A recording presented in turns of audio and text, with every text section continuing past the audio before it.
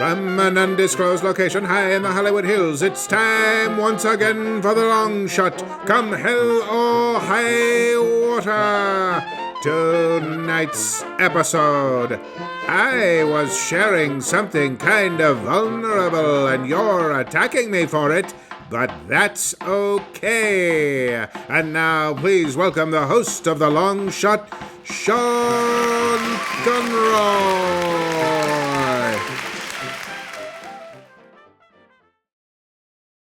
Thank you so much.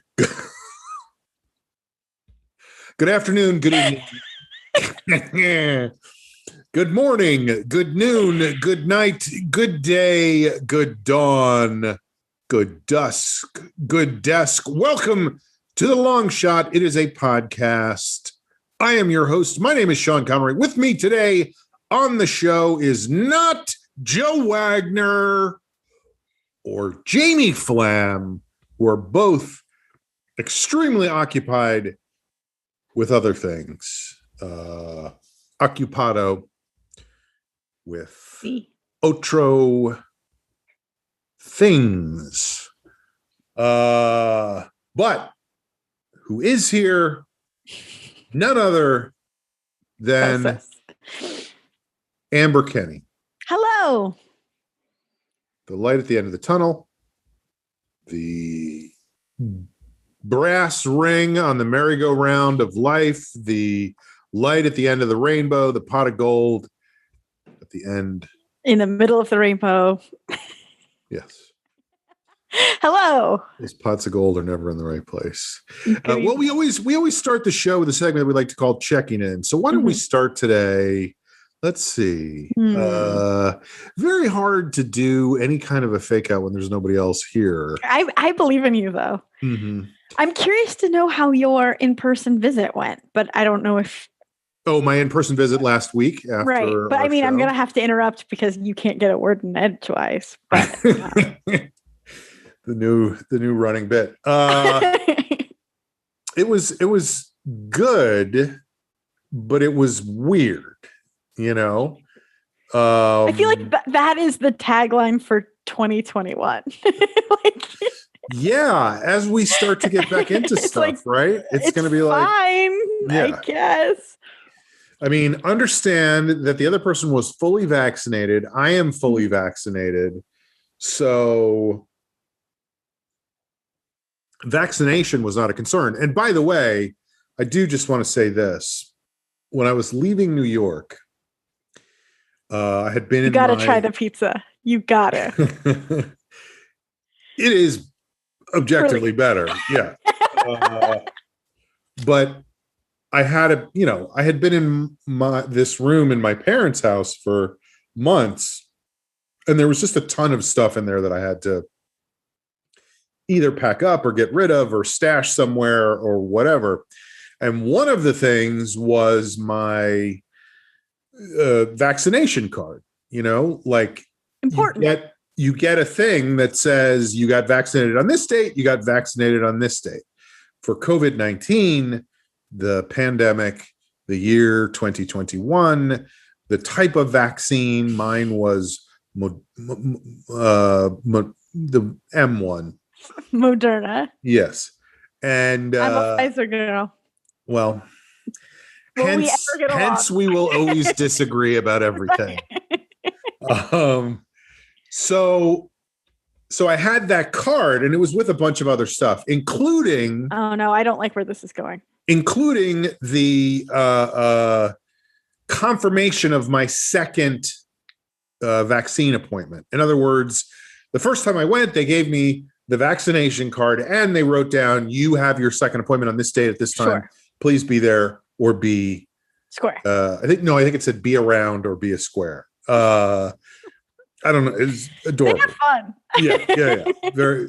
I don't know if they do that at Pfizer, but at Moderna they like to chuckle.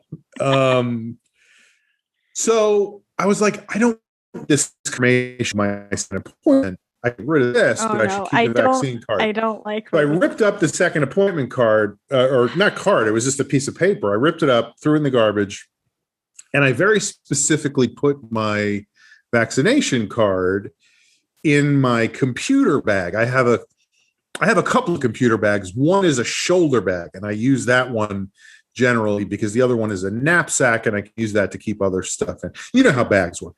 Anyway, I put it very specifically in a compartment. Like a small compartment so it couldn't in the back of the computer thing. So I was like, I know exactly where this is. Mm-hmm. When I get back to LA, I will put it in my safe with the other, my passport, my birth certificate, my social security card, the gold ingots I've collected, the bearer bonds I have, all the things that are valuable that I keep in a safe in my apartment. Do you do this thing? I know I'm asking because I do it. Mm-hmm. Like, just because in an instance like that, I will out loud, even if I'm alone, say, I am putting this in my computer bag because I'm hoping that will help, like, implant a memory so I'm not scrambling looking for it later.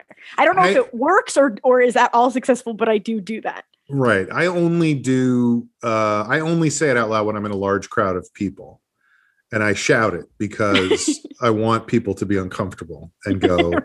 Why is that guy? Oh, he must be a Moderna person. I like Pfizer people better. One of those Moderna guys. Yeah. So I did that, and I had it in my computer bag. Mm-hmm. And I got back to LA and I didn't do anything about it. And, a week went by, another week. I don't know how long I've been back, probably about 2 weeks.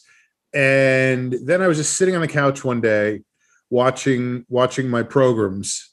And I was like, it just popped into my head. I was like, I should get it and put it where it's supposed to be. So I know exactly. It came off like a news report of like, this is what's going on with vaccination. And I was like, So I went and I got my computer bag. This was the only thing in the bag at this point. And so I was like, I know it's there, but I just want to make sure and put it. And I went and I took it out of the bag, and it was like a magic trick because the thing I pulled out of the bag was the confirmation of the second appointment. So what that means is either somebody put it back together and was like, I'm going to switch it out. And then I'm going to, so there could be someone out in the world with my vaccination card. Well, and also that's a very funny trick. Like, that's great. We love that. Well, and also the thing with tricks is they end eventually. And this is, this is not going to end because the other possibility is that when I did this, and this is a thing that I do on a regular basis, I don't say out loud, which seems crazy, no offense, I am putting this in my computer bag to no one here.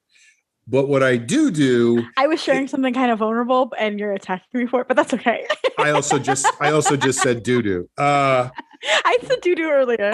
What I do is, I said it again, is I rip up the thing that I should keep and keep the thing I should rip up. Sure. And I think that's exactly what happened. That fear as you were telling the story. And so what that means going forward is I may have to spend the rest of my life in my apartment, because once it becomes legally required that you have proof of vaccination to get on a bus or a train or a plane or an automobile or what other, rickshaw, canoe, skateboard, I won't have that proof. Hovercraft. Yeah, I won't have that proof, and I will be screwed. Did you take a picture of it?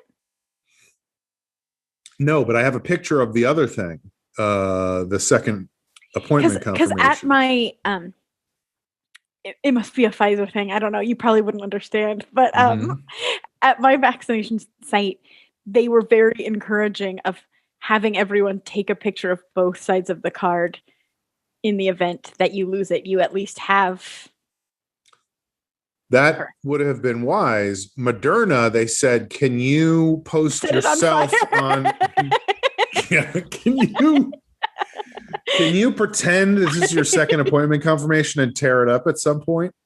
Like I wanted it to be like, do you know that newspaper trick? This was the only magic trick I knew when I was a kid, where you would take a large sheet of newspaper and you would rip it all up into little pieces and crumple it up into a ball, and then you would slowly unfold it and it would be back together again. Do you know that trick? I've seen it. I don't know how to do it. Well, you just take another sheet of newspaper and fold it up, and you have it under your thumb over here. So when you rip this one up, you have to make sure that the person didn't like read the articles too closely. Right. You don't take it from a newspaper they're using. You're like, hey, you got today's paper? Well, I had yesterday's, and watch what I can do. But I was hoping it would be like that the vaccination card would be taped to the corner, folded up and taped to the corner of nothing. No, they didn't. They should have encouraged us to take a photo of it so that I would have had it. And of course, I didn't do that. And I refused to do that later. And anyway, just things like that feel like such unforced errors. Like it is, those are the kind of things that make me want to punch myself in the head. Please don't do that. Too late. I hate that. That's the worst feeling. It's no one's fault except mine. And I don't know how to explain the idea that I literally was reading both documents and going, I need this one and I don't need this one. So I'm going to throw away this one and not this one. And I'm going to specifically put this one in the place where I know it will be. Right. And then I did it with the wrong one. Like, I feel like that's a specific brain problem that I have. Do you know what I mean? Yeah, but I don't think you're alone. I mean, I relate. I think that what the fuck? I think that I would have the fear so greatly that I would do that I would just keep both pieces of paper together and put them both in the computer bag because I wouldn't trust myself. Right. I know coulda, shoulda, woulda, but I'm saying that in the sense that I get it. Like, I would throw away the wrong one. Right. It's just when things like that happen, I get, and there's nothing to be done. Like, there's no way to go back. I don't know. There has to be time travel. You know, there has to be. Or I'm quite certain that I can become involved. The vaccinations again. that entered my mind. I was like, should I go to Dodger Stadium? Like, should I set up? You know, they're available. Should I get vaccinated two more times for you? Like, I don't know. I become super infectious. Like, I'm manufacturing the disease everywhere I go. But that literally was one thing I thought of, was like, maybe I should go get them again. Oh my God. But, you know, the other thing you can do is like try to get in touch with the place you got the vaccine. Right. Like, they definitely hand wrote it, but it has to be on a computer somewhere too, right? That you showed up. Yeah. Or it doesn't. It's just, this is how it is. We've reverted to paper documents from 50 years ago. Yeah. Well, they might, but even if it is just paper documents, they should have a paper document on their side saying, like, I don't think so, because Conroy this was had an appointment and he came in, like, even just that. Right. Something like that. But this was like filled out in pen. I know. By the attending physician or whatever that person was. Anyway, so that's I like my apartment, but I don't want to be here forever, you know. That's really upsetting. I'm so sorry. And it's that thing of like,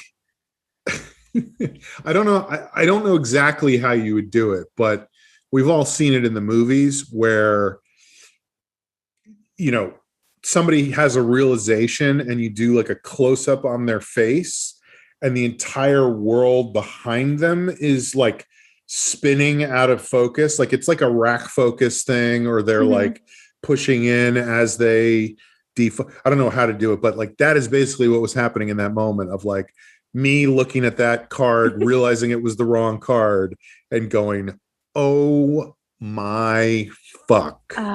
The worst. You know? Well, this won't make you feel any better, but oh, perfect. Keep going. But after I got my first shot, you know, they were like, don't lose this card. Take a picture of it. It's so important. And I was like, yeah, so important. And I was walking from where they gave me the shot to the 100 yards where we're supposed to wait the 15 minutes. and it flew out of my hand. I picked it up off the sidewalk, but I was like, oh, that took 30 seconds for me. Like that, and it was important. I had it in my head that this is important. Yeah. Yeah. So I don't know. I don't know if it's one of those things like, don't think about an elephant, like, of course you're going to think about an elephant. If it's like, don't lose this card, don't destroy this card, your brain somehow transmutes that to just destroy this card. I don't know what it is. I always think about that when I'm out near kids who are learning how to ride a bike. Like as they're coming towards me, I'm like, oh, this kid is definitely going to hit me because all he's thinking is, don't hit that guy. Don't hit that guy. And that means he's headed straight for me. Right. So whenever I see a kid learning to ride a bike, I just stiff arm him in the face as they come close. Say, give me your milk money or whatever. They learn. So that was my big realization of the week, is that I managed to lose my vaccination card. That's a bummer. I wish that I had a better silver lining for you. That effing sucks. It effing sucks. It totally effing children. It effing S's. It effing S's. I have a friend who on Facebook got banned from Facebook for like 48 hours once or something like that. And I don't know why, but I suspect that he doesn't understand the reason why and thinks it was because he was using obscenity. And so now anytime he writes a swear word, he writes X's instead of the vowels. Oh my God. So it's like, yeah. But that's like dumb. Why doesn't brings more attention to Why doesn't this guy kiss my excess? Fxxx that guy. What a piece of shit. And for some reason, and I don't understand, it really bothers me because it's been like 6 months and everything he writes has all these X's in it because he's swearing. And I'm like, dude, you didn't get kicked off Facebook because I fucking swear on Facebook all the time. And you effing swear constantly. I effing S constantly. Swear isn't swear at this point. And so then I see it and I'm like, ugh. Well, I have no idea. I don't know who this guy is, but I see on Twitter a lot, people will put like asterisks in the vowels when they're mentioning people that they don't want to give more attention to. Like, so that it's not part of like, you can't. But that way you can't pick it up in a search. Yeah. But I'm wondering if this guy somehow like saw that and then got kicked off and made some assumptions that were untrue. It just seems to me like childish confusion. And I want to be like, what's wrong with you? Or also then just don't use that language at all. Wait a minute. What? Are you kidding me with this?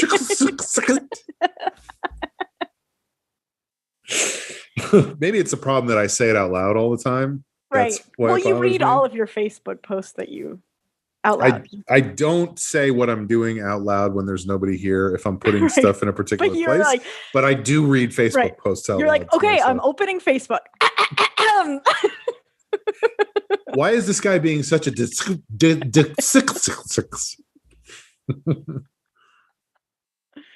that's how your in-person visit was. Oh, right. I forgot. That's what we were talking about. Oh, so my friend comes over and did you already know about the card at this when you're No. Okay. And it wasn't even related to that. That was just he wasn't like, dude, I get that you're saying you're vaccinated, but let me see the card. Yeah. Which I think could be a problem going forward, that there are people who will lie about that shit, you know? Yeah. Oh, yeah. Like I was listening to somebody the other day. I don't even remember who or where or what language or, you know, any of those things. But they were saying, like, if everybody is vaccinated, it's okay to go to a barbecue outside. But you should only do that if everybody who is going to be there is vaccinated. And it's like, well, then you're taking people at their word for the fact that they're vaccinated. And there's definitely going to be, and I'm not saying it's my friends and I'm not saying it's your friends, but some friends of friends who are going to be like, yeah, sure. I got vaccinated. Don't worry about it. Don't worry about it. I got the Johnson and Pfizer. You know? I just, I'm positive this isn't true, but I just had a flash that you're like, I lost my vaccine card. Like this is all a scam. Yes. He has no proof that he was vaccinated. Exactly, because he ripped it up. Get it? Because he had, of course, he did that thing you always do where you rip up the thing you need and you keep the thing you don't really need. Planting the seeds by saying like, oh, I bet some people won't even get vaccinated. They'll just say they are. No, he's totally on our side. He got vaccinated. He just, you know how it is a thing that your brain can be broken in some ways. But yeah, we're in a strange, I think I've said this every single, but we're in this weird like logic puzzle part of life. Like, you know, those questions where it's like you have 3 glasses of water and one's poisoned, and how do you figure out which one? That isn't a real one. I just made that up off the top of my head. But like, no, you're talking about where there's like 5 dudes. One's named Mr. Jones, one named Mr. White, one named Mr. Smith, one named Mr. Green, and one whose name we don't know. And they live in a green house, a blue house, a red. And Mr. White lives in the red house but doesn't have a parrot. And Mr. Smith lives in the red house. Never be neighbors with Mr. Jones, but and he drank the poison. No.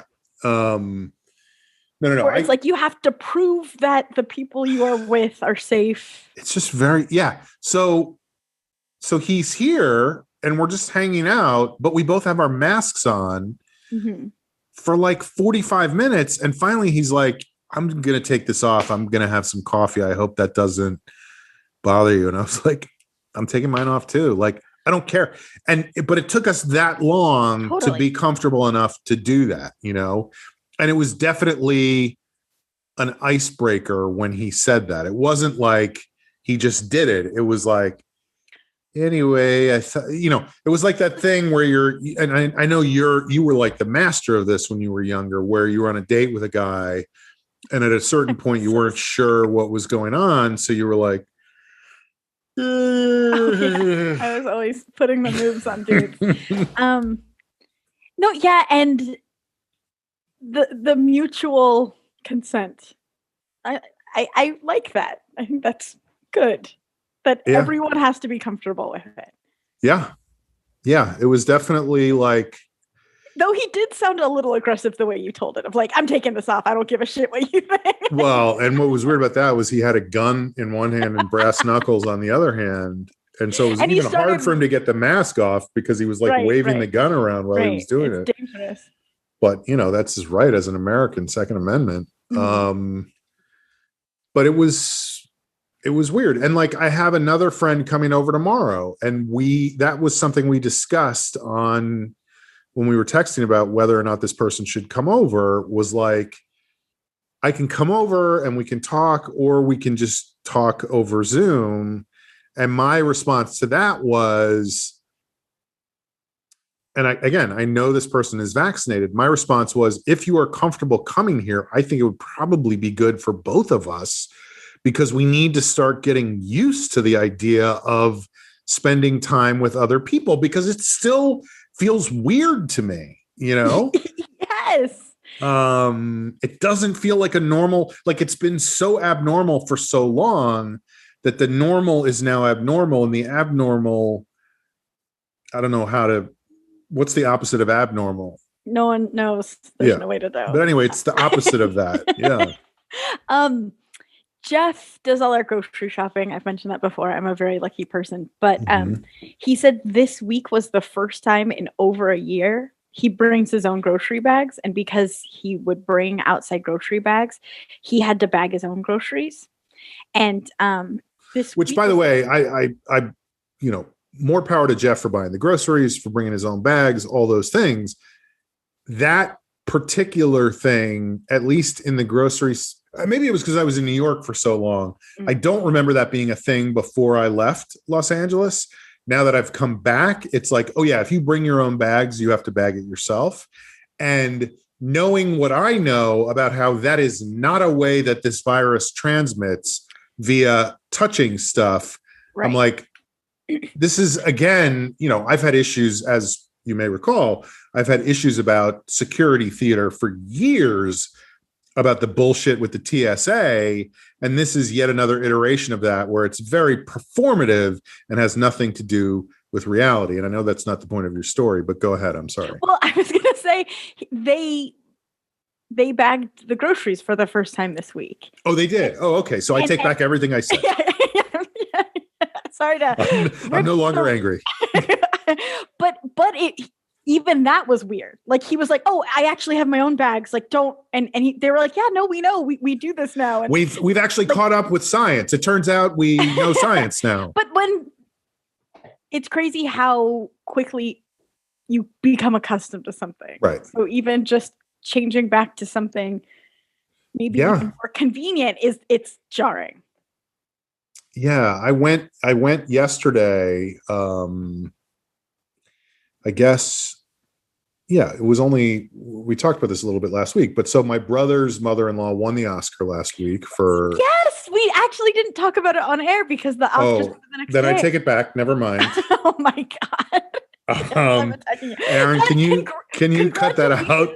On your, I don't know if you get a congratulations or your brother absolutely not. But it's still so exciting, and I thought she was so insanely charming. I didn't watch all the Oscars, it was funny, but I did see that part, and it was exciting. Like, I am very distant from her, and you are pretty distant from her, but it's I couldn't be more distant. But it still feels like I kind of know her, like yes. It's like a 6 degrees of separation. Yeah, absolutely. But anyway, so she wins the Oscar last week, and she's out here staying at a friend's place down in Orange County, just spending some time out here after that, whatever. With a fucking Oscar. That's so crazy.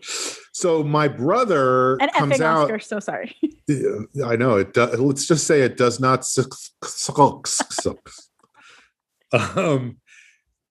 He brought my nephew out to visit his grandmother, and so now I have a picture of him holding an Oscar, which is kind of fun. That is cool as hell. Yeah. That is but so they were down in Orange County. So, anyway, I met them for lunch yesterday.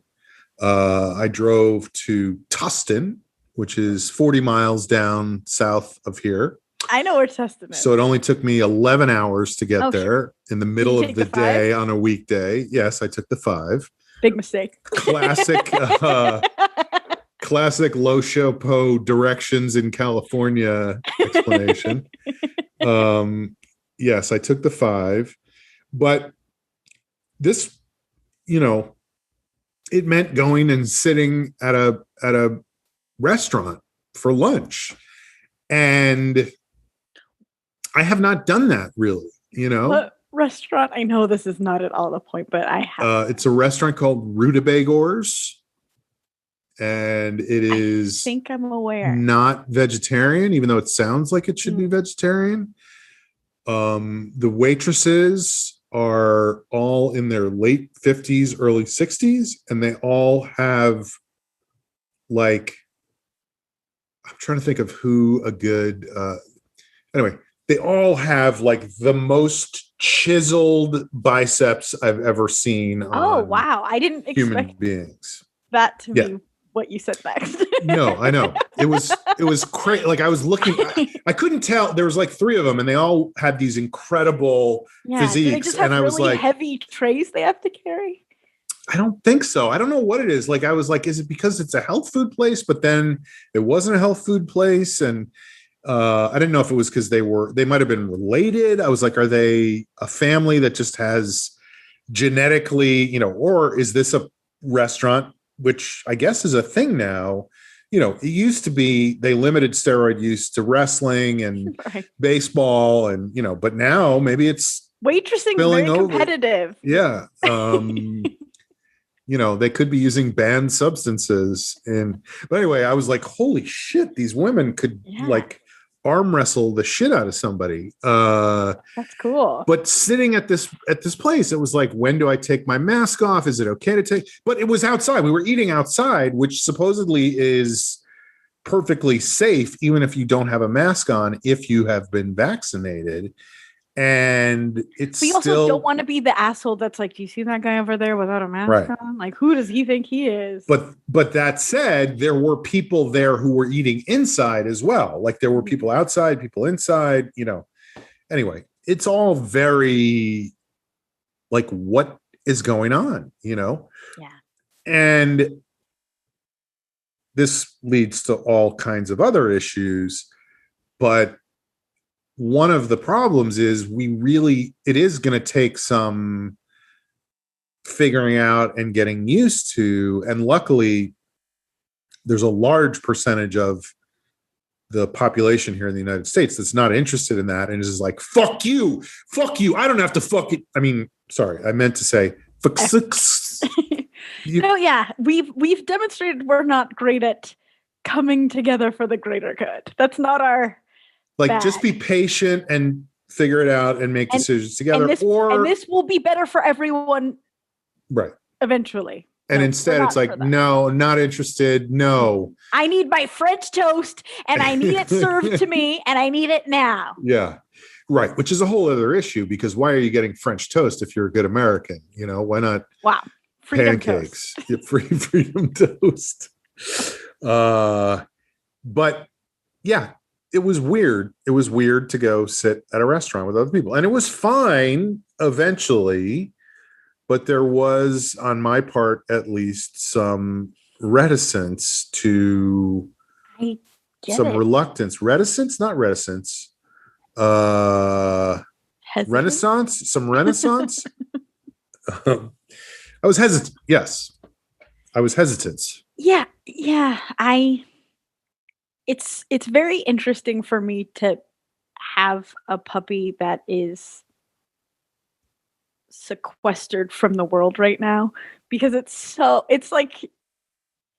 an on the nose metaphor for all of us, because the second he's vaccinated, it's been instilled in us that it's very important to get him socialized. Mm-hmm. But not now. He cannot see another dog or another human being or touch the ground. But the second he can, he needs to be comfortable around people and dogs. And if he's not, it will damage him for the rest of the day. It's like, this feels complicated and a mixed message. Right.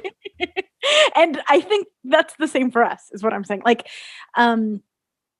the head of the DreamWorks marketing department, we have Zoom meetings once a week, and he was like, I'm putting this out there and there's no pressure and I don't want anyone to do anything that they don't feel comfortable with, but let's have a meeting in the conference room. Well, he's like, I'm toying with the idea of like sometime in the summer having a meetup in person outside, just because like, to be together, because it's safe now, or will be then. And like, to your point, it gave me anxiety, and not because I believe it will be completely safe by then. I believe that whole department will be vaccinated by then and will have been for quite some time. I don't think I'm ready to hang out with 35 coworkers all at once. Like, I think I need to baby step it. I would like to start with friends and family first, and not, people that I only mildly connected to. Is it coworkers or cow workers? I always thought it was cow workers. Cow workers? Maybe. I don't know. There's no way to know. Yeah. Who can tell? But yeah, you're right. Like, it just sounds that would be overwhelming. Yeah. Well, and it would be. I already know, and maybe that's a me problem. I need to not project, but I just predict a lot of like, so how are you doing? And it's like, not great. Like, I don't know what you want from me. It's also so hard to not project when you have been theatrically trained, as you have. Mama. But yeah. work small talk is the thing I miss the least from before times. So I'm not eager to jump into a social setting where that is all that it is. I don't know. I could see myself unraveling. So what else is going on with you since we're now in the marketing department together? You know, like, right. Yeah, who wants to have that conversation? And that balance of like, don't say anything too vulnerable and be the weirdo at the party, but also don't not share at all. Like, be able to connect like a human being on some level. It's a fine line. And that begs the question of like, what kind of long-term effects is all of this going to have, you know? I think it's going to be good. I don't know. I mean, some of it probably will be, and some of it won't. I mean, I was at, I mean, how many times can I say? I mean, this is what I mean. I was at one of my favorite places yesterday, and this is a thing that I've noticed recently and the place I'm talking about is Starbucks, and I feel like Starbucks card, and you're like, Aaron said Plowboy Liquors. Yeah. I haven't been there in so long. And I know it's still open. Which, by the way, I tried to not go to Starbucks the other day. I went to Coffee Bean and Tea Leaf, and it's gone. The one on Argyle and Sunset. Damn. I think it's a better coffee. Yeah. Oh, the coffee is definitely better at Coffee Bean and Tea Leaf. It's just closer to go to Starbucks. But damn. Yeah. Damn. That sentence says so much. And it's closer by like 2 blocks. Right. You know? But this is a thing. So I feel like going to Starbucks was always the joke. My mic sounds weird in my headphones right now. The joke at Starbucks was always that everybody's so specific about their orders, right? Mm-hmm. I want a half calf, double calf, no cream, non-fat, extra hot latte with, skinny latte with stevia or whatever. Right. Extra hot is always interesting too. And I have specific orders that are not nearly as complex as that. Mm-hmm. And they have just been fucking them up constantly for months now. Like nobody can get it right. Going back, like this is on you. But this is what, yeah. Well, I tried to go to Coffee Bean and Tea Leaf, but it's not there anymore. But what I noticed is like, well, on top of everything else, at this point, whenever I go to not just Starbucks, any place, I will usually tip at least 50%, if not more, on everything. Yes. Same. And you do that, you're, like, it's like, oh, this is good service. And it's not even that anymore. Now it's like, thank you for being the first over the top of the trench. Yeah. Thank you for being in the front of the landing craft in Saving Private Ryan. You're the one taking the bullet between the eyes. But also, where's my half calf? Well, okay. So here's the thing is I went in and I said, can I have a grande? I'm going to go through the whole thing. Grande black eye with cream. Now, that doesn't sound particularly complicated to me. So let's break it down. Yeah. Mm-hmm. I kind of know what a red eye is. Okay. Is that a coffee with a shot of espresso? Red eye is coffee with espresso. Black eye is coffee with 2 shots of espresso. I was asking for a coffee. I don't like it. Coffee with 2 shots of espresso. Now, one of the problems is that has gotten lost. Can you just say that though? Well, I had to say what size, and I had to say that I wanted cream in it. Mm-hmm. You're saying don't say black eye, say. Yeah, maybe that's where people are losing it. Maybe that part of the language is lost. Yeah, that could be part of it, because that's definitely a thing that has gotten lost in the last couple of years, where less and less people, for some reason, know what a black eye is. It used to be everybody knew what that was. Now people are like befuddled by that, you know? But this person was not befuddled by that. Oh, I was like, I think we solved No. They knew exactly what it was. And they were like, and I'm going to thwart you. I know what it is, and I will do it wrong. Well, no, here's the thing was grande black eye with cream. I paid my money. I got my, or I tipped my money, paid my tip, put the tip in the thing. I just put the tip in. I just put the tip in. Where's Joe when you meet him? and the barista was like, I have a grande black eye for Sean. And they spelled my name right on the thing, which I always get a kick out of. And I get out to the car and I take a sip and there's no cream. It just was. And I'm like, how is that hard to do? But I also was like, if this was just a regular time, you could add cream yourself. Or I would go back in and go, hey, can I get some cream? Now I'm like, whatever. I'll drink it black. Who cares? And I feel like that is, obviously it stuck with me. And I wrote in my diary about it all last night. And then in my journal this afternoon and this morning on my morning pages were just all about that. And now I'm talking about it on this session with your therapist.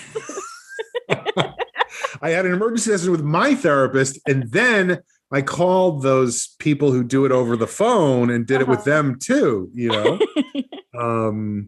No, but I feel like that has changed my thing with stuff like that too. And I'm using that as a specific, but I feel like that is a more general principle where I'm just much more like, who fucking cares? Whatever. It's fine. The line in the sand is. Whereas it used to be like, it is not hard to get this right. Please do so. And now it's like, I'll take as close as you can get without me having to stress about it. I know it's not a complicated order, but I also don't know what's going on with you. So, so be it. I said grande black eye with cream. You gave me a kombucha with orange juice. And good enough. Right. That's what I wanted. That's what I needed. Yeah. Here's a 200% tip. Well, how do you feel about being more lax about that? Like, is it making your life? It infuriates me. Okay. Great.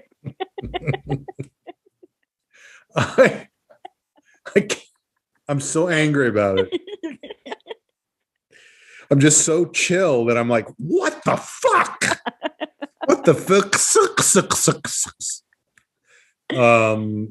No, I don't know. That's what I'm saying. Like, is that going to be a long-term thing? Is that going to last?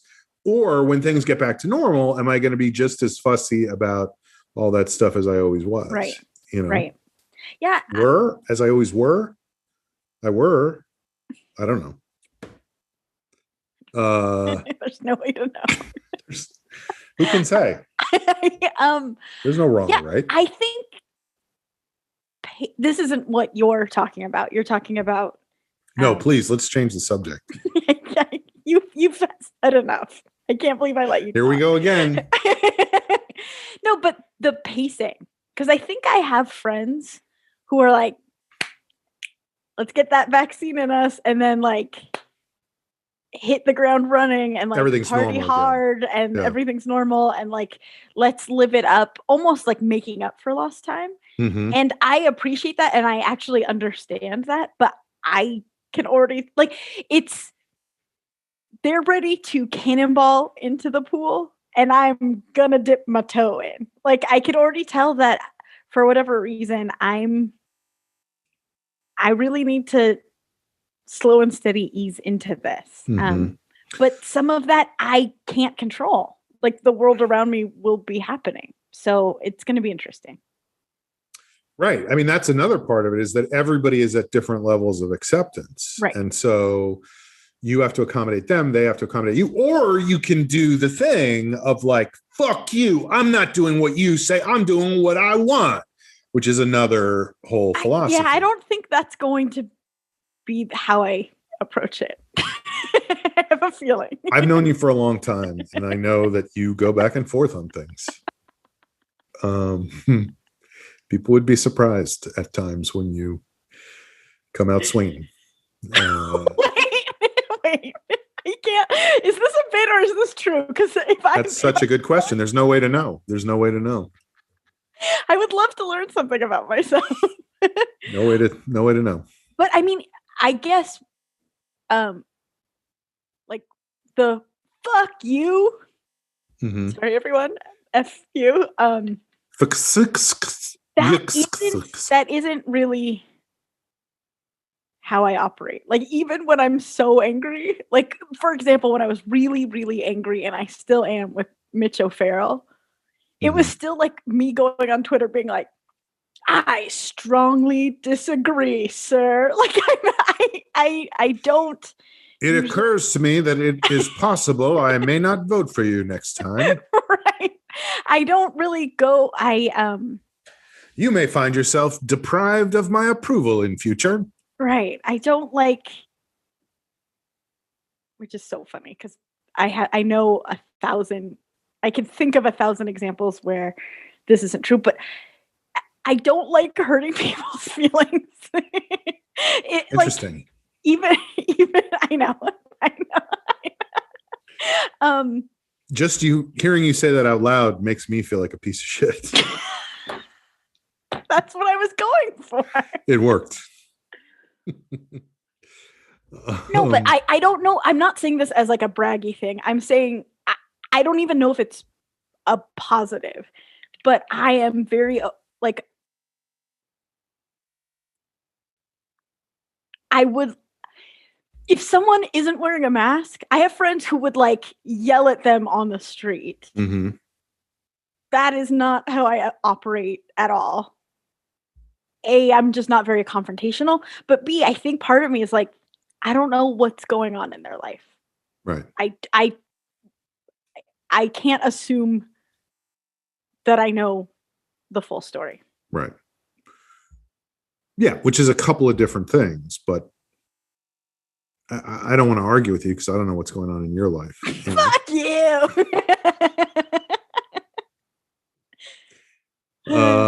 Yeah, but time will tell. Time will tell. Time wounds. Time. All right. Cow workers. All right. So we always start the show with a segment that we like to call checking in. So let's do that right now. And let's start today with Amber checking in. What's going on with you?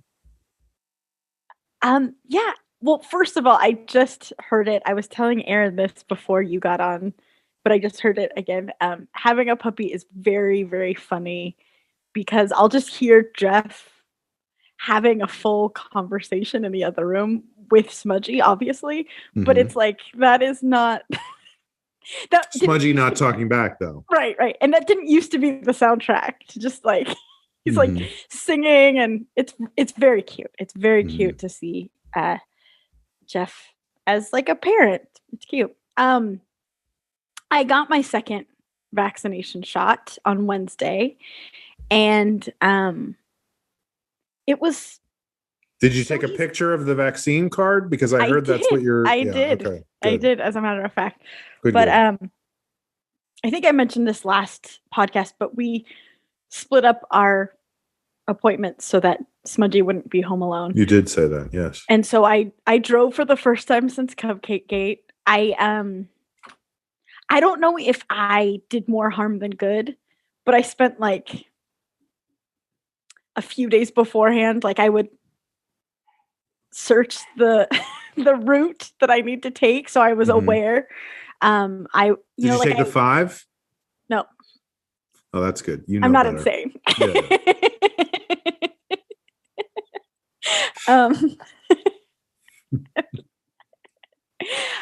You're native. Right.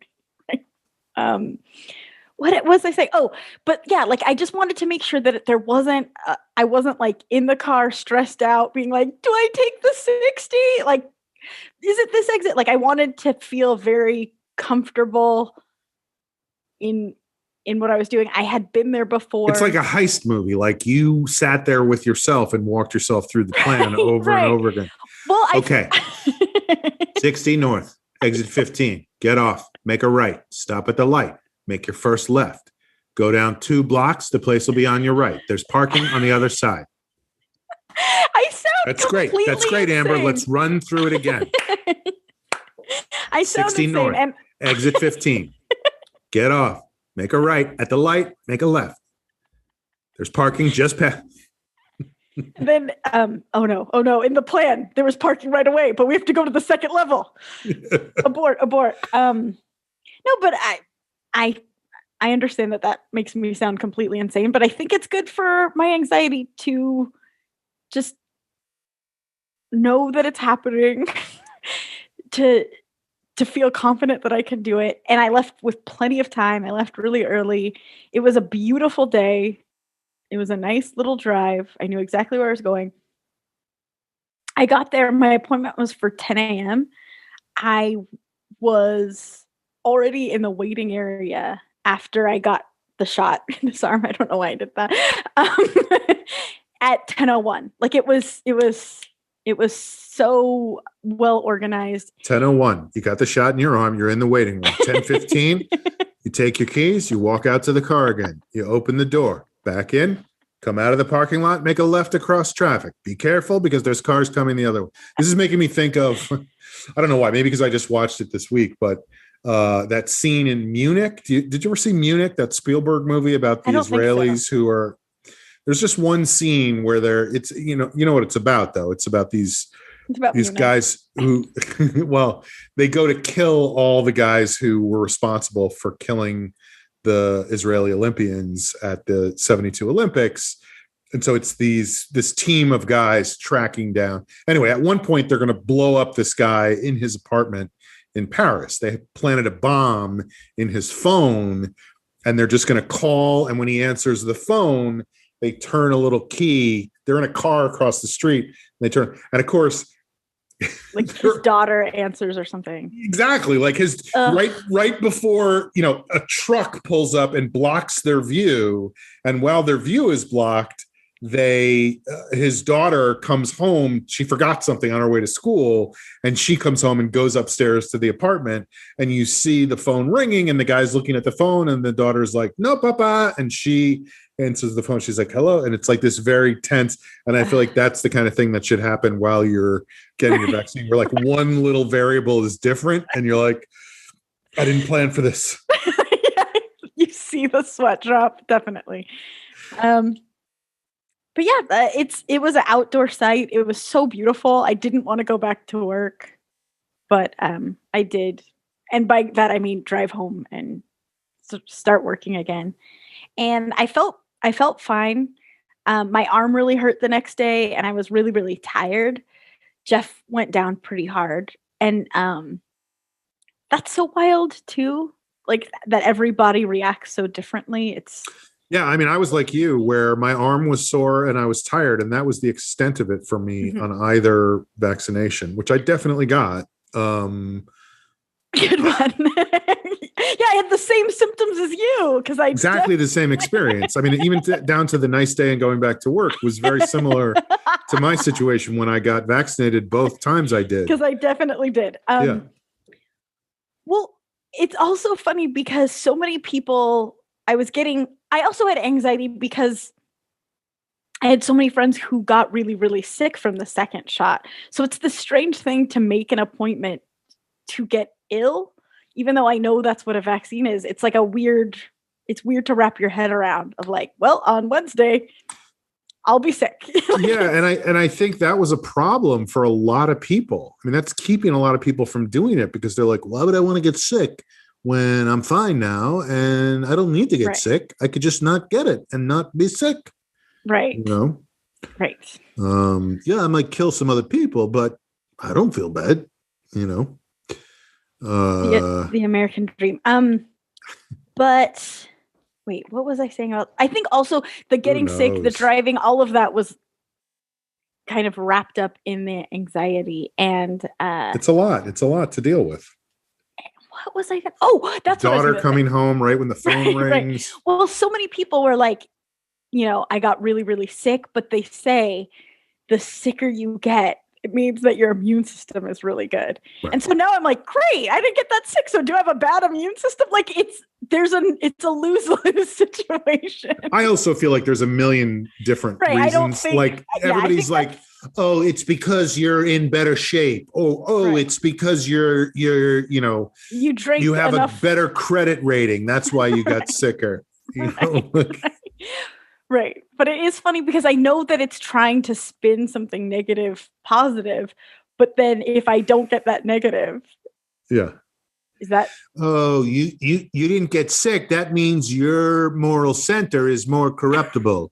Right. Oh, that means you're racist, actually. Yeah. I do feel like there was a lot of that stuff floating around. I mean, not moral things, but everybody was like, this is why people are getting sick. Right. And it was just suddenly, everybody is an expert on. Yeah. Science, Right. So now you're vaccinated. Now you can just go back to your 35-person coworker meeting. Yeah, I can't wait. No, we still have, the 2 weeks. It's only been 2 days 3 days since we got vaccinated. But my parents also finally got their second shot. They had their first shot in February. They were early adopters, so it was really exciting, and it felt like they were ahead of schedule. And then the second shot was a little bit more elusive, and I was getting anxiety about it. But why was that? Do you know? I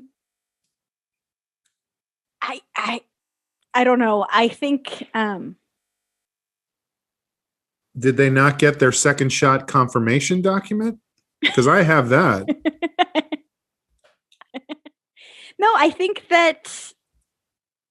I don't know if they just were overzealous as a community with that first shot, and then they didn't necessarily have the supplies to give the second shot to all of the people they gave the first shot. I really don't know about the infrastructure of San Felipe, Mexico, and all of that.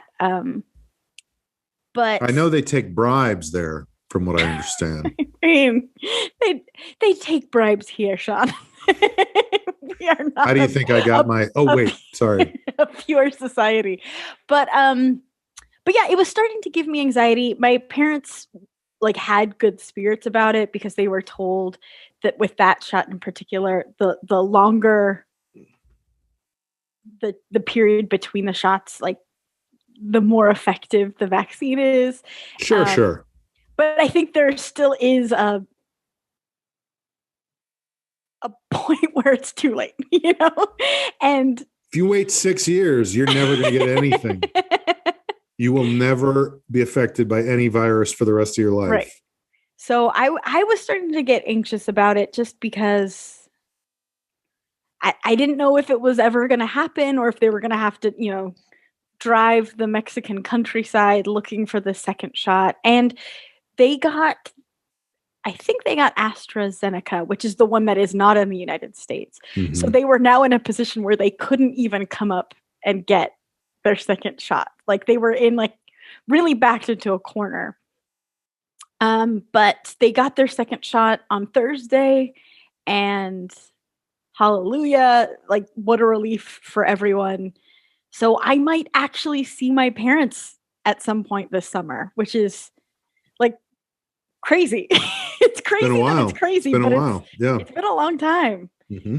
And that's great. I get really, I don't know if you do this, but I keep imagining the first time I see my parents, the first time I see Abby and we can hug, all of these different. I don't do that about your parents, but I do that about Abby.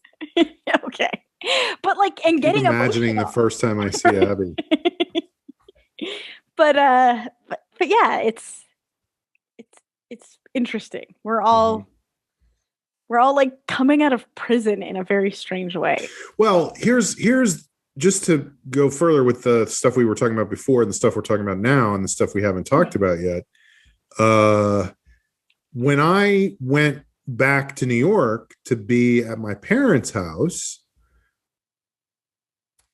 you know, I was seeing them for the first time in over a year. Right. And I had quarantined myself for 2 weeks before I went to their house.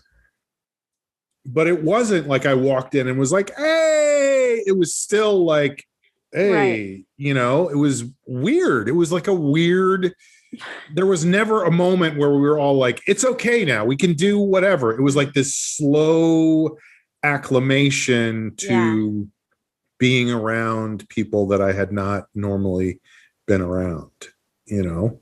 Right.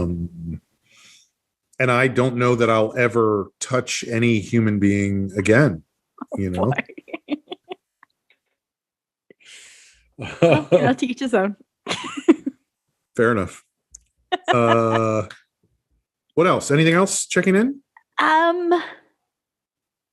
No, I there's like big projects at work, but nobody cares about that. I don't want to talk about it, but it is something. It is.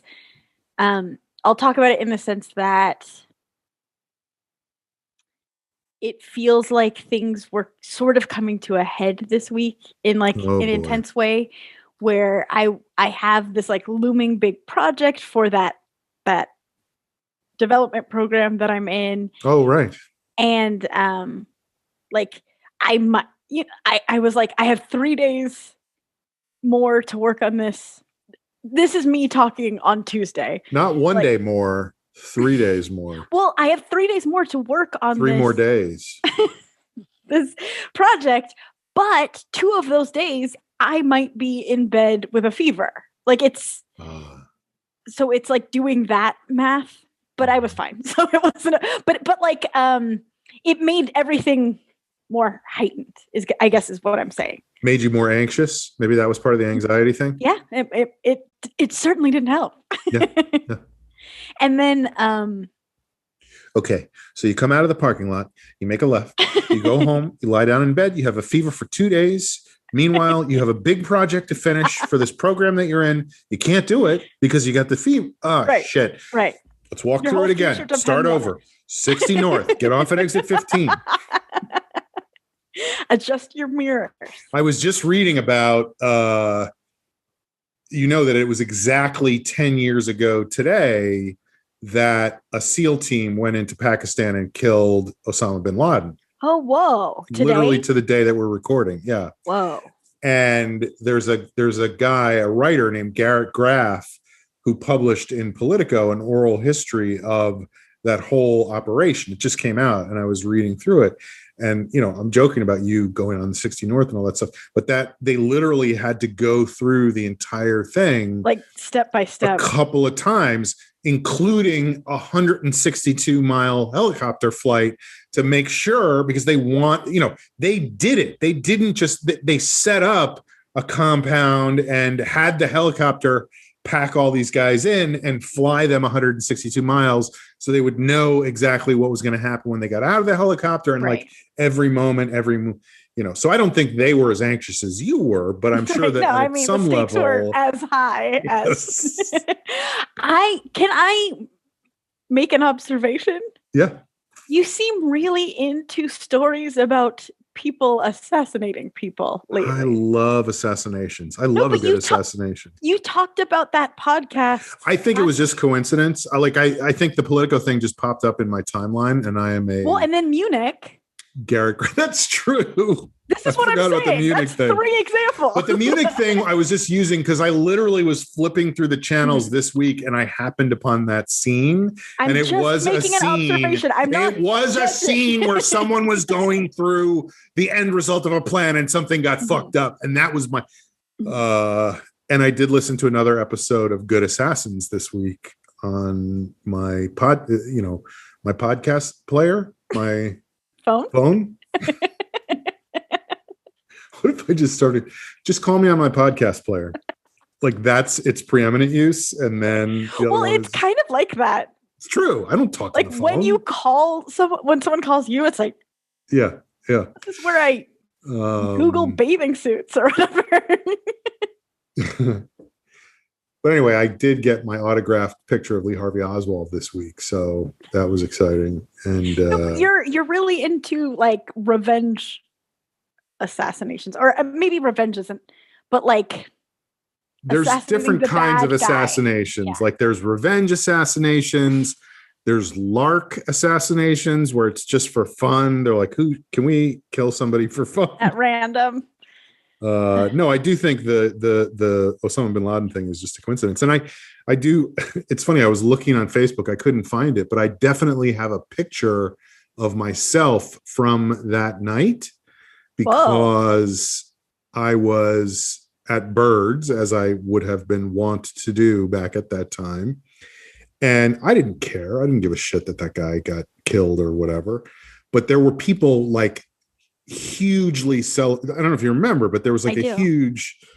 And so somebody I know pretty well, came in with like an American flag and was like jumping around like, oh, we killed bin Laden. And he insisted on wrapping me up in this flag and taking a picture of it. So I literally have a photo somewhere, I don't know where it is, of like me just kind of looking like, what the fuck, on the day Osama bin Laden was, I don't know if assassinated is the right word there. I don't know. What is the correct word? Executed. Okay. I find it distasteful to celebrate someone's killing. Yeah. Mm-hmm. I get it. I'm not like pro Osama bin Laden. I'm not, but it feels gross. There's good things about everybody. You know, you don't know what was going on with him when he had them attack the World Trade Center. You don't know what was going on in his life. Who are you to criticize? But yeah, I didn't love that reaction. Yeah, it was weird. I do feel like that's weird. Like, fine, they did it, but like being like, woohoo, party time, let's do shots. And also it feels almost childish in the sense that like, so it's not like it doesn't change what happened. Well, and it's not like we're in a fairy tale and you killed the big bad wolf and now we're free. It's like, yes, you've stopped him, but if there are people who subscribe to his philosophy, it didn't go away with him. If anything, now they feel emboldened to seek revenge. Like it feels, I don't know. Right. It's not like it's hard to do this anyway, but it's not like they're going to cancel their subscription, you know? Right. Well, it's not like they're like, oh, I learned my lesson. Mm-hmm. Like now I think America is the good guys. Like, right. I don't know. But that was the whole reason, if you remember, that's why they dumped him in the ocean, was because they didn't want to have like a place people could go to express their I didn't remember admiration for him and like work. It was just like, let's keep it anonymous. We don't know where he is. We don't know where his body is. It's gone. He's gone. He never existed. But that's so funny because then doesn't it leave room for people to be like, of course. You think that he's really killed? It's probably with Sean's vaccination card. Yeah. Right. Somewhere right now, I don't know where, but he is like in a cave somewhere looking at my vaccination card going, I think I could get away with this. I am 6'3" after all. Does it have our height up there? Mine did. Was I not supposed to write that on there? It might. I don't know. I always write my height after my name on an official document. Like, I just like to see it there. So people respect you. Yeah. Sean Conroy, 6'3". But it says on your coffee. Okay, so it's a grande black eye. What's your name? Sean 6'3". That might be what's tripping them up. Right. Why does it say 6'3"? I don't know. Just don't put cream in it. I think he's a robot. All right, this feels like a good place to take a break. So let's do that. And then we'll be back with a segment on the show that we like to call parting shots. Sharding pots. Pot shards. Sean, please. Sting.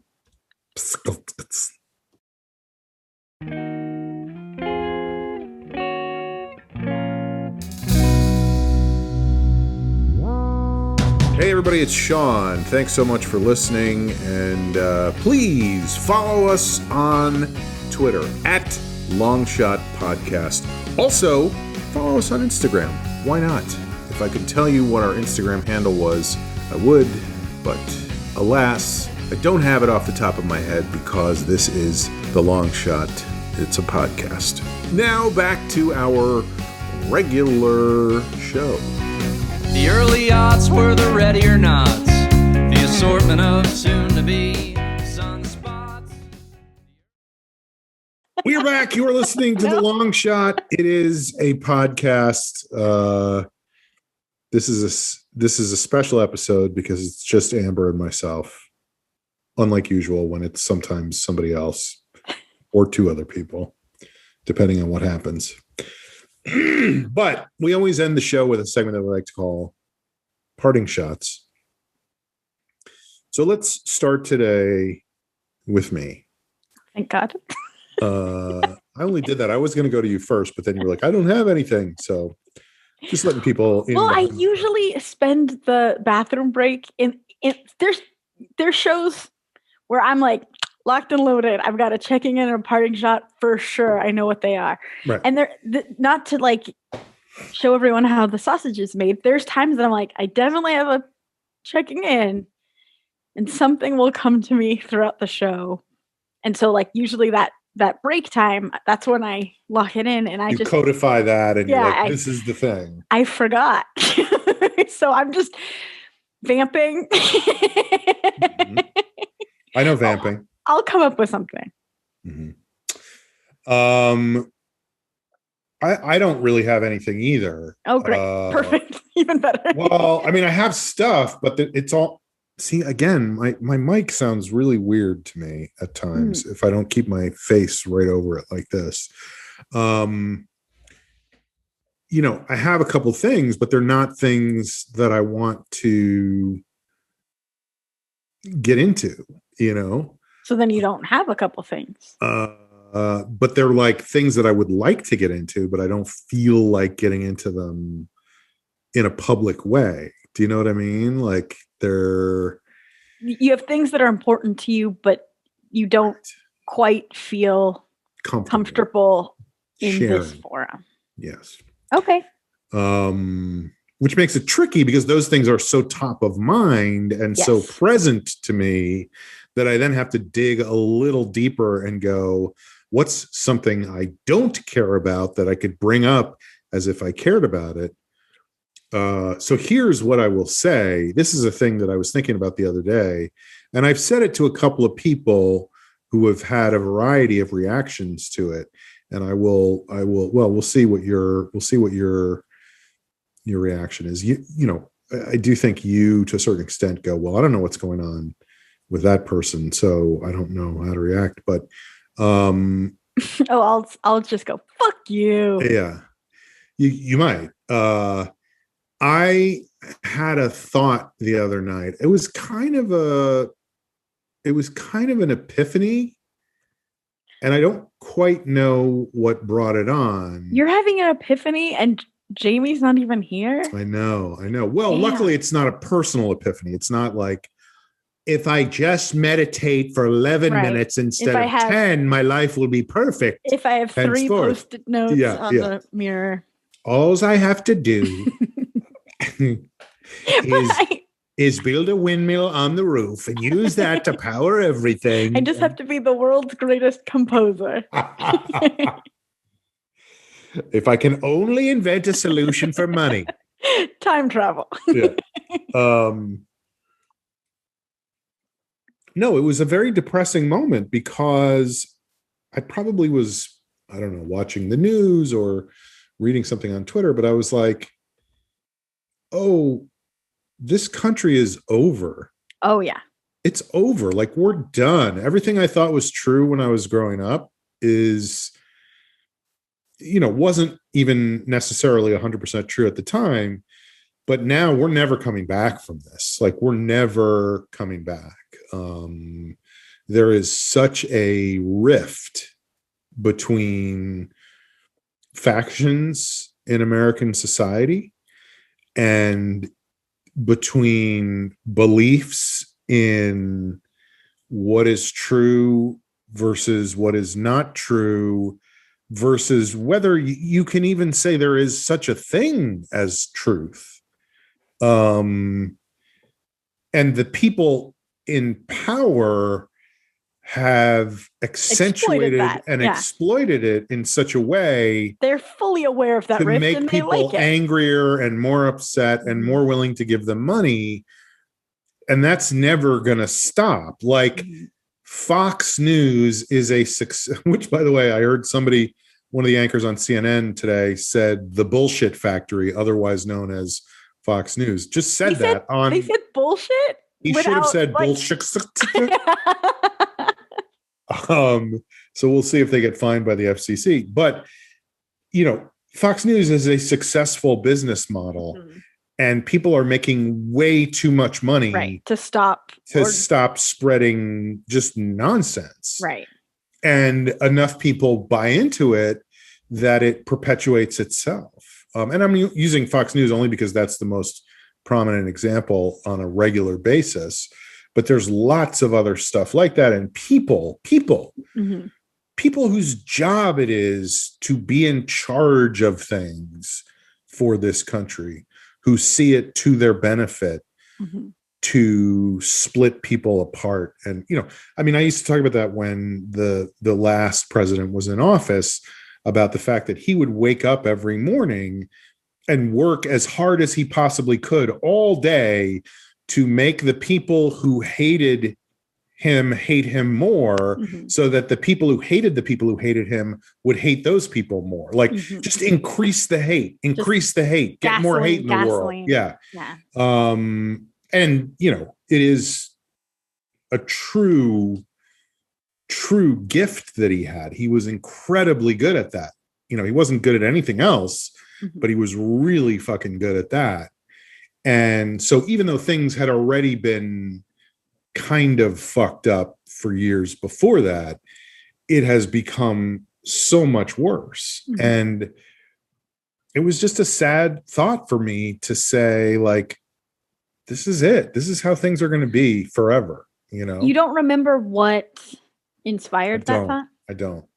And I don't think I was thinking about that too. And I was like, ultimately, I don't think it matters, because there's stuff that could inspire that thought all the time going on, news coming out, things happening. Local politics, national politics, like anything. Mitch O'Connell. What's O'Farrell. Mitch O'Farrell. Yeah. Mitch McConnell, fucking Mitches, man. But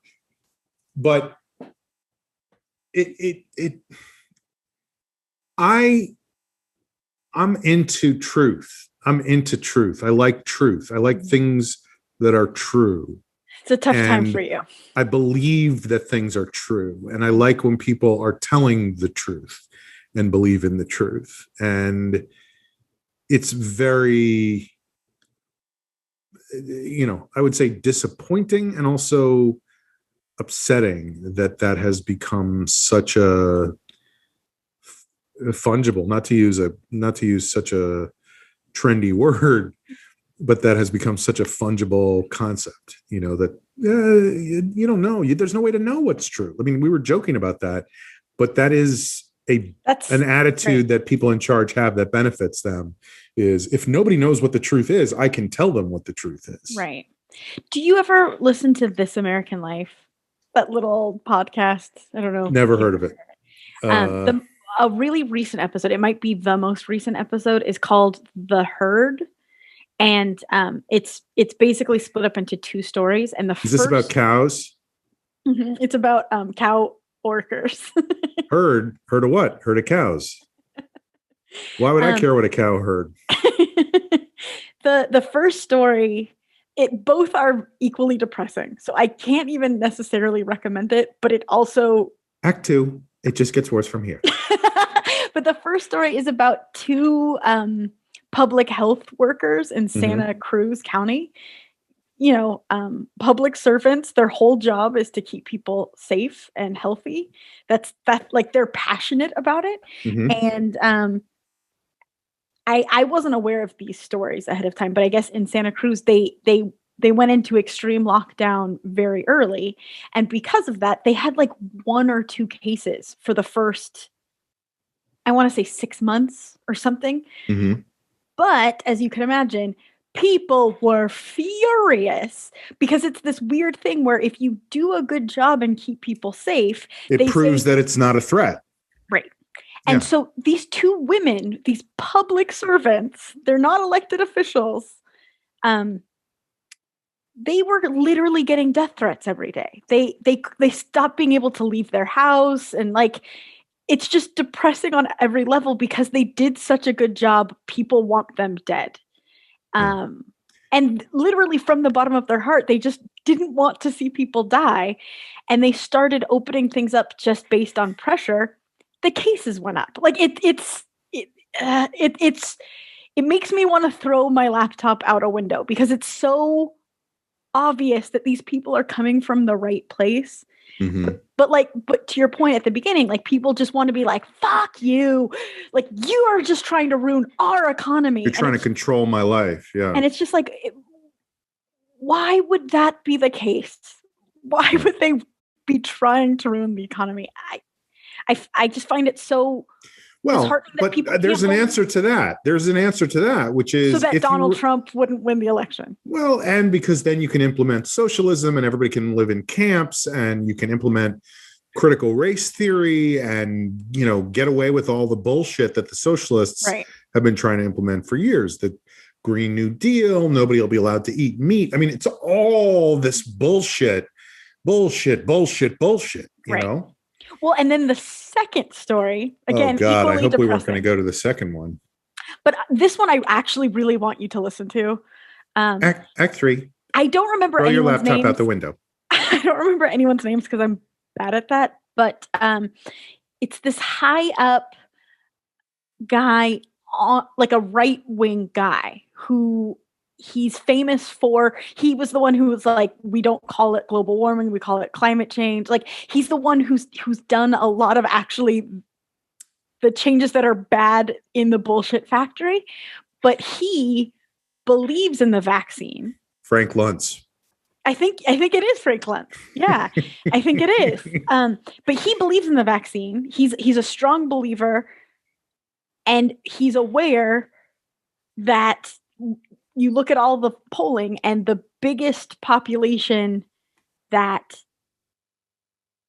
doesn't believe in the vaccine or is resistant to taking the vaccine are Trump supporters. Like, no matter how you slice or dice the demographics, the Trump supporters have the highest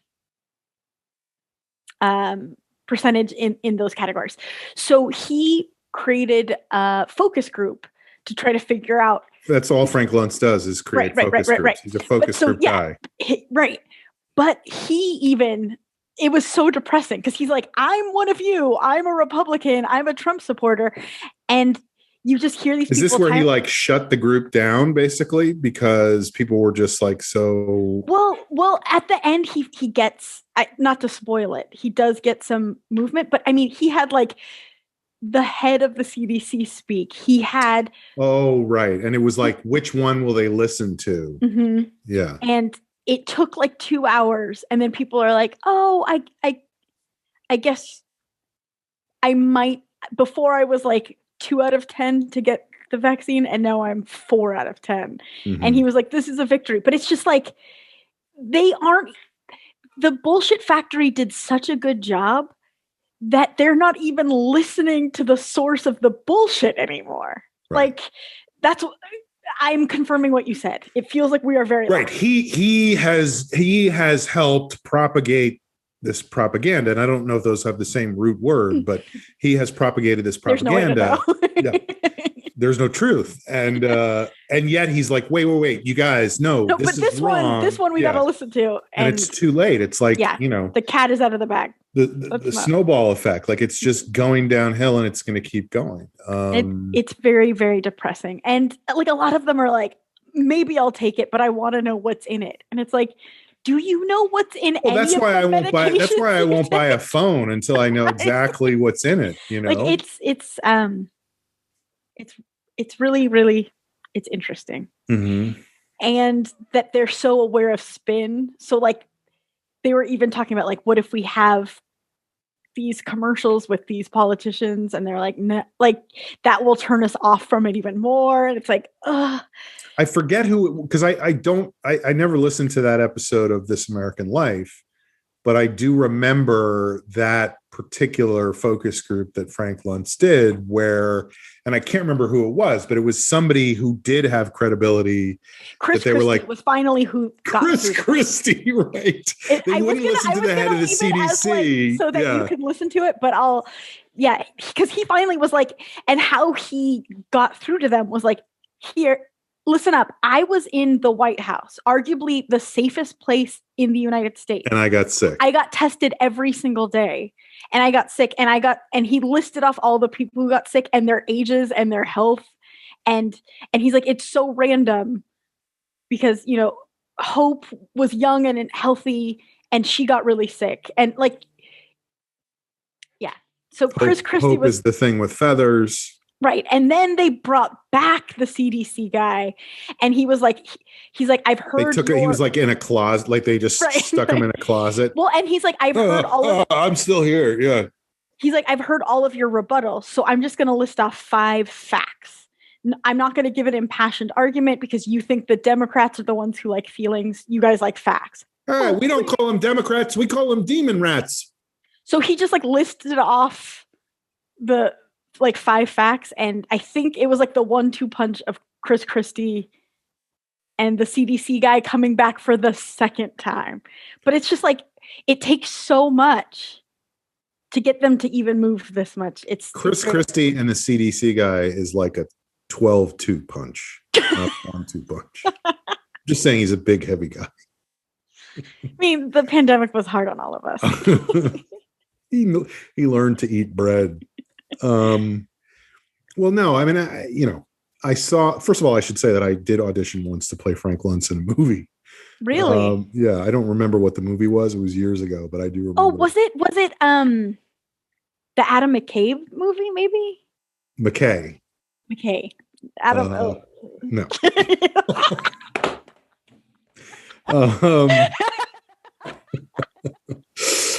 No, it was. Fun we're having.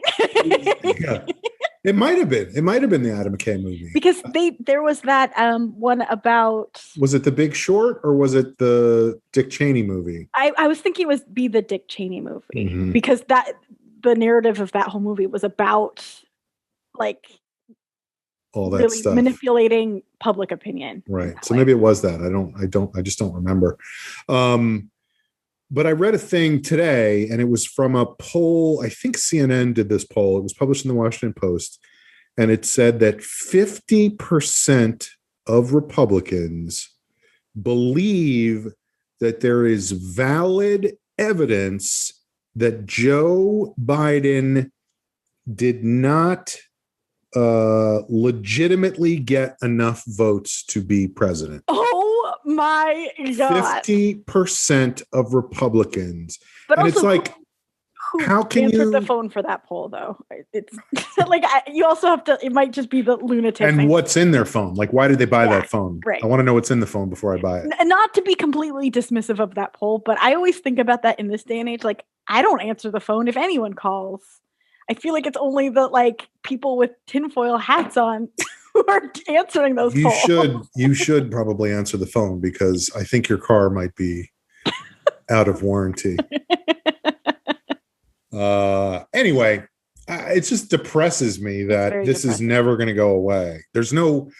There is a right and wrong, but there's no way that right will prevail. Mm-hmm. You know, truth will not prevail. Well, even because it benefits too many people to have it not prevail. Right. Even the Derek Chauvin, is that how you say his name? Chauvin. I believe it's Chauvin. Like that, I didn't talk about it last week, even though it was a big part of my last week. I was emotional when he was charged guilty across the board. That was a victory. I will say a small victory in the grand scheme of things. But, there's people whose reaction was the poor guy was just trying to do his job. Yeah. And I understand that I can be sort of naive and overly optimistic. But I feel like if I was a police officer, I would want to distance myself from other police officers that murder people on the job. I wouldn't want to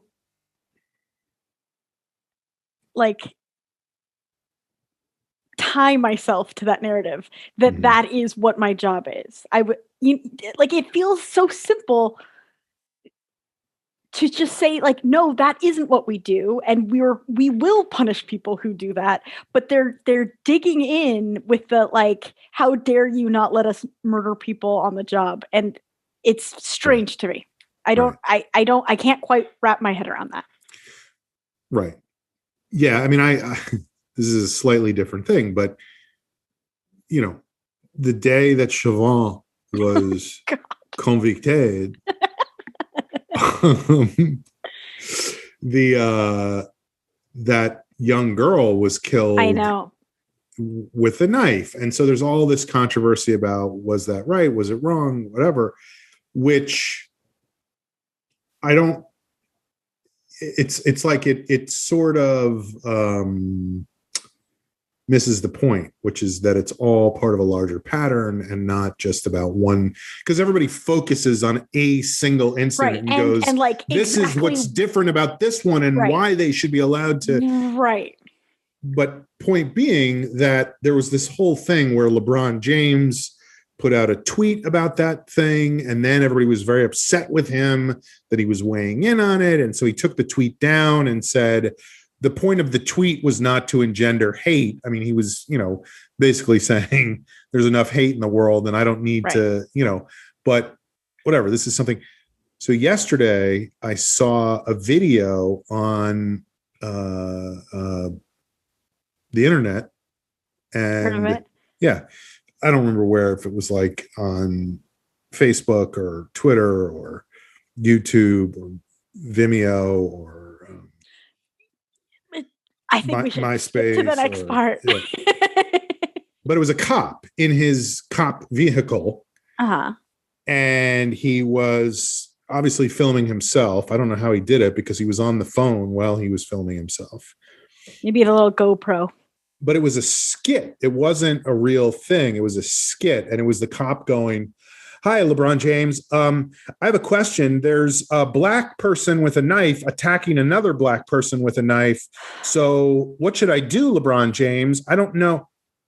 Oh, it's okay for a black person to attack a black person with a knife, but if a white person attacks a black person, that's not okay." My God. And this guy is a fucking cop doing this. And I don't know. I mean, of course, and people probably liked it. And the way I saw it was somebody saying this guy needs to be fired. This is insane. I don't know what the upshot of that was, but I saw in the comments section, maybe he was fired, maybe he was suspended. I don't know. But of course, he had raised $700,000 on GoFundMe or Kickstarter or some bullshit. And that's kind of what I'm saying, is that people are realizing by doing these radical things, they can make a shit ton of money. So why wouldn't I do this awful, horrible thing? And, by being I'm not saying all the skits I ever did were great, But you didn't ever make that much money. I never made that much money. I mean, no offense, but I never wrote a cardboard laptop sketch either. But you still have time. But I could just use the one that's on my fridge. But I don't know, man. It's it's dark. It's a dark realization. It's And I wish I had booked the part as Frank Luntz. Work is work.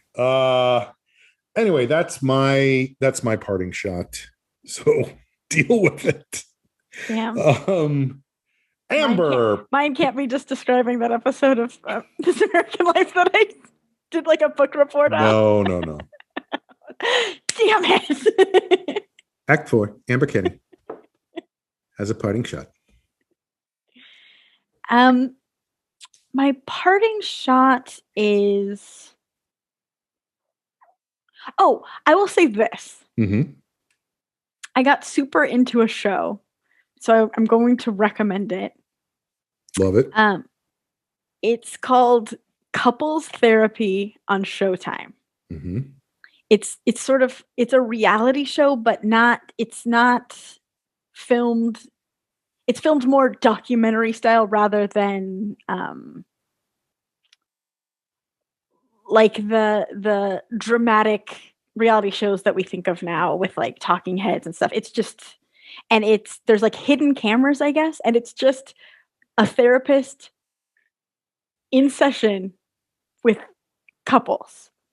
And there's 2 seasons of it now, and the second season just dropped, and that's what I just watched. Would you say there's a couple of seasons?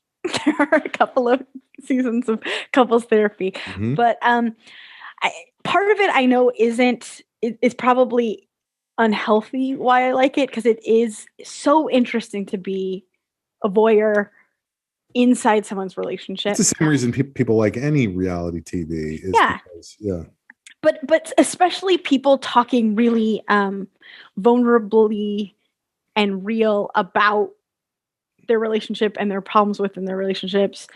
And I'm sorry, maybe you already said this, but did they know before they started talking that they were going to? Yes. Okay. It would feel incredibly unethical. Well, but I mean, that was what was that show on HBO they had where they drove people around in a taxi? Oh, Taxi Cab Confessionals. I don't know what the name of it was, but there's no way to know. But they would have people sign after they did it. Oh, interesting. I don't know. So it's that Heisenberg uncertainty principle thing where you're like, if they know before they go in, are they going to say the same things they would say if they didn't know? Right. You know what I think they knew. So there's always that part of it. They might be performative, but I've read articles about it before. I think they had even more couples than air, and they air the ones that they err on the side of not airing the ones that more authentic. air. But I'm telling you, Jeff had to run errands and grocery shopping, I assume. Right.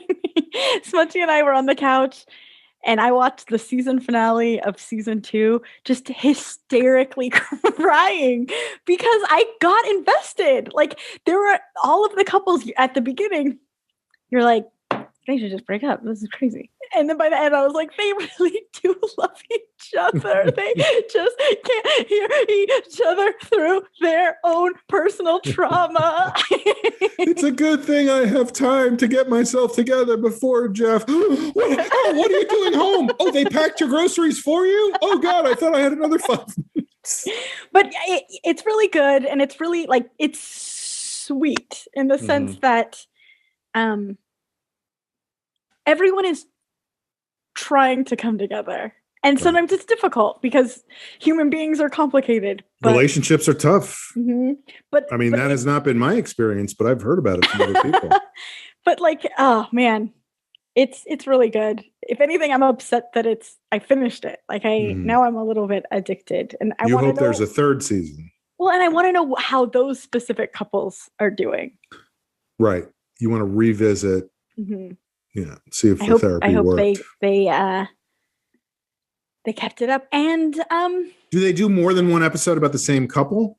Yes. So the whole season basically followed 3 couples. Okay, so they keep intertwining between the greens, the whites, and the blues. Right. And then the therapist, our hero therapist, also has sessions with her therapist talking about these couples.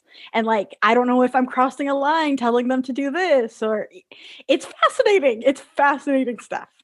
I would like it if they were also part of a logic problem. Like if the couples were in therapy going, And we're not sure if we're supposed to live in the White House or the Red House. And we're not sure if he is a baker or a cobbler. Right. And if he is a baker, does he make cobbler? Right. Yeah, Showtime. I'm all about Showtime right now because I've been watching, I think I said last week, I've been watching Billions, which is right. Another Showtime show. In fact, I've been thinking about, this is so, I do these weird things sometimes where I tear up important documents. Sorry. It's going to be fine. I don't know how, but it will be fine. I'm never leaving this place again. No, there's a guy on Billions who he's a comedian, older guy named Alan Havey. He's been around forever.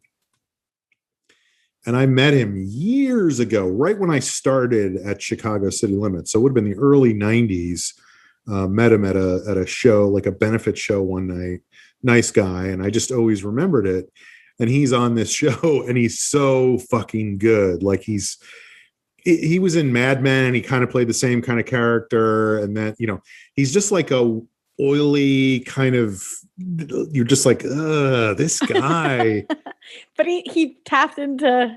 But he's like, and I just want to tweet at him and go like, dude, I know you don't remember me, but good on you. You know what I mean? You should. I mean, everyone likes to hear. I always feel weird about that. A compliment. But so that's your parting shot. Showtime, Couples Therapy, season 3 coming back. I don't know about that. I hope so. I certainly hope so. And the therapist has a dog. So I'm like Smudgy. Also, when I was crying, I was curious because it was the first time I've been crying since Smudgy has been in the house. And they say like, oh, dogs, they can sense when you're sad and they want to take care of you. I mean, I know that he's just a baby, but I was crying and he was dead asleep and he looked up like, you're annoying, and went back to bed. And I was like, oh, there's my sweet boy. Right. Well, it could be that he was sensing you doing that, or it could have been an earthquake because they sense that too. Sure. So, I thought he might like comfort me, but he was just like, keep it down. Folks, this has been The Long Shot with Sean and Amber. Come hell or high water. Thanks for listening. Thanks for watching. Do all the things. Let people know about the show. Follow Amber on Twitter. It's at Amber /_ Oh, no, underscore, not slash. Yeah, no slashes. Follow slash from Guns N' Roses. At Amber _ Kenny. And follow me on Twitter. And have a great week. And, everybody stay safe and take pictures of all your documents so that you have them. We'll see you next time.